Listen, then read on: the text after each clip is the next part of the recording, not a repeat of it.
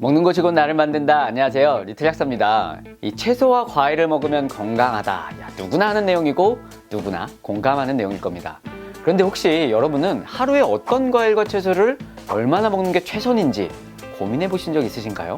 저 역시도 늘 먹으면서 굉장히 궁금했던 부분인데요. 누가 이런 연구를 혹시 했을까? 라는 생각으로 검색해 봤더니 아주 놀라운 연구 결과를 발견했습니다.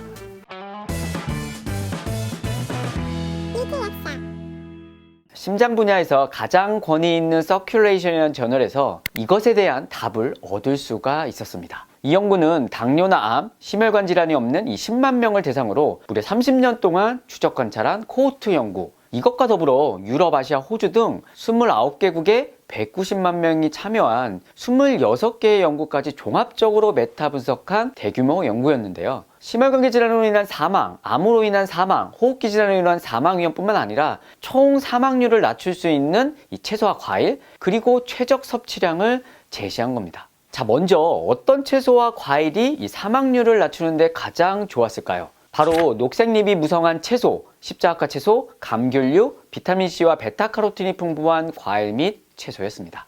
여러분은 이 녹색잎이 무성한 채소 하면 무엇이 떠오르나요? 저는 건강에 좋다고 생각되는 이 시금치나 상추, 근대, 겨자잎 등이 떠오르게 됩니다. 바로 쌈밥집에서 수북히 쌓여있는 이 쌈들, 십자가 채소는 배추나 양배추, 브로콜리 같은 채소를 생각하시면 되고, 비타민C와 베타카로틴이 풍부한 것은 대표적으로 당근과 토마토입니다. 이러한 채소들은 항산화 물질인 폴리페놀이 풍부해서 우리 몸의 산화를 막아줄 수 있고요. 섬유질도 풍부하기 때문에 장내 유익균이 먹이가 되어 유익균을 늘리는 걸 도와주게 됩니다. 하지만 모든 과일과 채소가 꼭 그런 역할을 하는 것은 아닙니다. 사망 위험을 낮추지 못한 채소와 과일도 있었습니다. 바로 녹말이 많이 들어간 이 녹말성 채소, 그리고 과일 주스였습니다. 녹말성 채소 하면 이 감자나 옥수수를 예로 들 수 있고요. 이런 채소들은 전체 사망률, 원인별 사망률을 낮추는데 큰 관련이 없었다라고 합니다.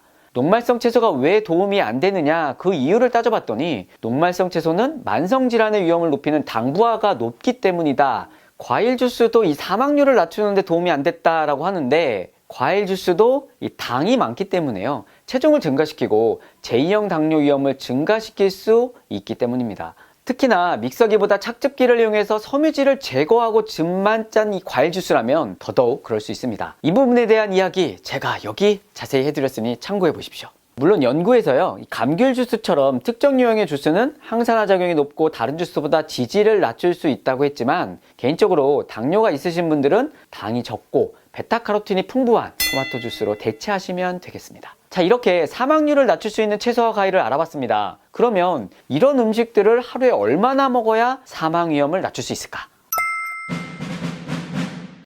논문에서는 여러 가지 표와 그래프로 이렇게 어렵게 설명하고 있는데요. 여러분들은 복잡하게 생각하실 거 없이 딱 이것만 기억하면 됩니다. 325. 325 법칙입니다. 하루에 과일로는요, 약 2서빙, 채소로는 약 3서빙, 이렇게 해서 총 5서빙을 먹었을 때 보시는 것처럼 사망 위험이 가장 떨어졌다고 하죠. 하루에 5서빙을 초과해서 먹는다고 사망 위험이 더 줄어들진 않네요. 과일 같은 경우는요, 2서빙을 초과하면 보시는 것처럼 사망률이 더 내려가기는커녕 다시 올라가는 것을 볼 수 있습니다. 역시 아무리 몸에 좋아도 과유불급, 아시겠죠?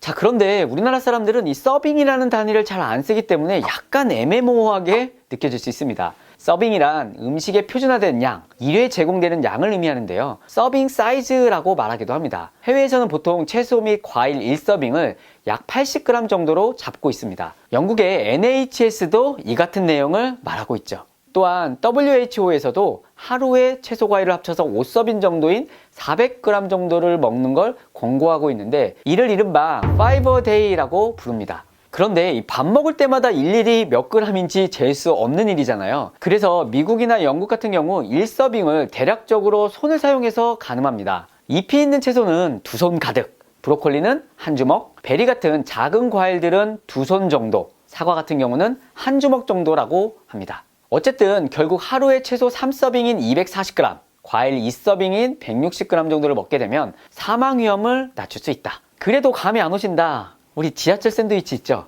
이 베지 샐러드에 과일을 좀 추가해서 드시면 되겠습니다. 자, 지금까지 사망률을 최대한 낮출 수 있는 채소와 과일의 종류, 그리고 하루 먹는 양에 대해서 알아봤습니다. 채소 3서빙, 과일 2서빙, 그래서 총 5서빙을 먹는 이 325 법칙을 기억하십시오.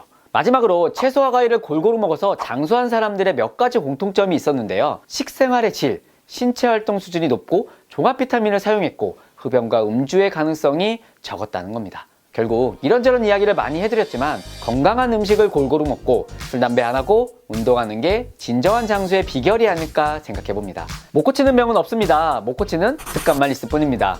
오늘 영상이 마음에 들었다면 구독, 좋아요, 댓글, 알림까지 잊지 마십시오. 지금까지 리틀렉스였습니다.